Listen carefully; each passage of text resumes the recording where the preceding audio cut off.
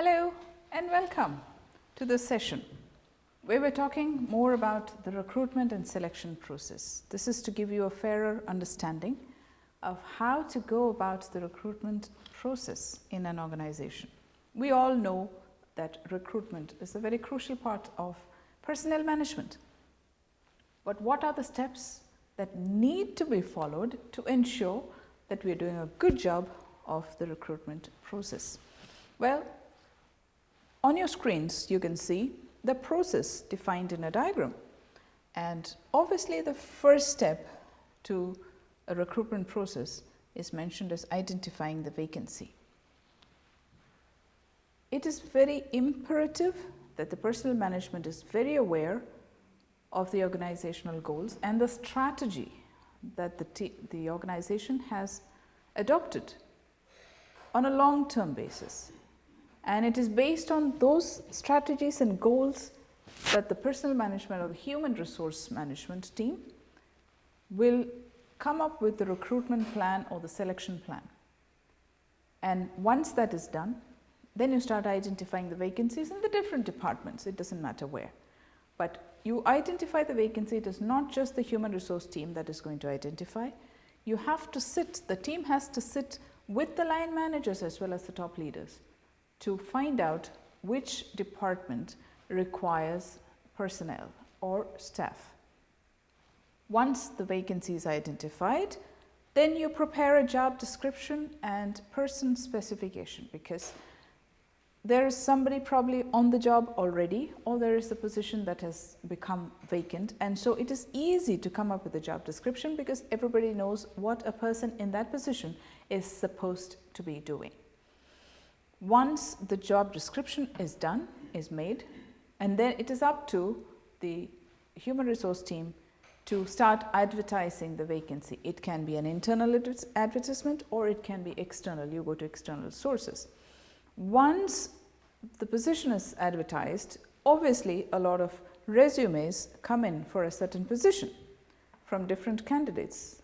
There has to be a filtering done of these resumes to ensure that only the relevant resumes are shortlisted. Once the shortlisting is done, obviously these candidates have to go through an interview process to understand whether the things that are written on their resumes match their actual experience. And then once the interview is done, it is up to the HR team or the line managers to decide who is the best suitable candidates. And then you move on to the selection process, right? You have the initial screening, like we said, we have a filtering of all the resumes that come in for a certain position.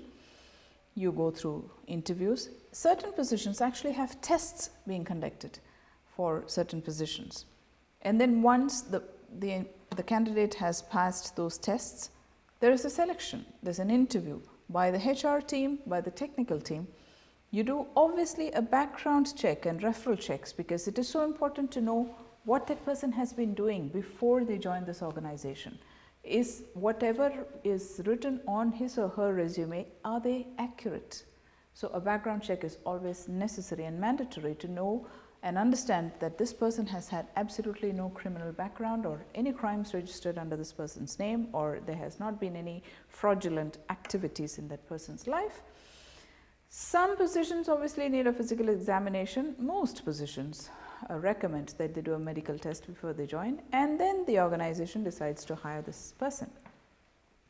What is the importance of having a selection process? Once a person's CV is shortlisted, filtered, shortlisted, interviewed, and that person has been decided to be hired, what is the importance of that process? Well, obviously when you have good, relevant candidates joining the organization, it leads to the growth and development of that organization, because you are aligning these positions with the growth of the organization, the strategy.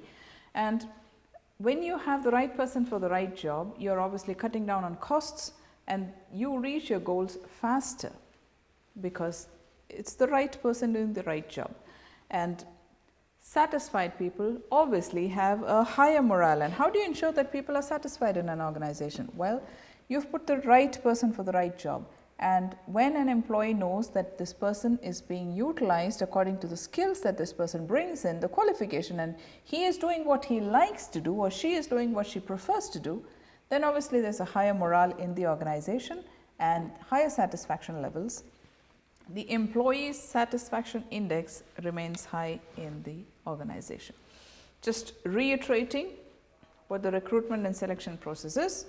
The recruitment process is obviously what you see in the blue boxes, where you have to analyze the job and then you write the job description.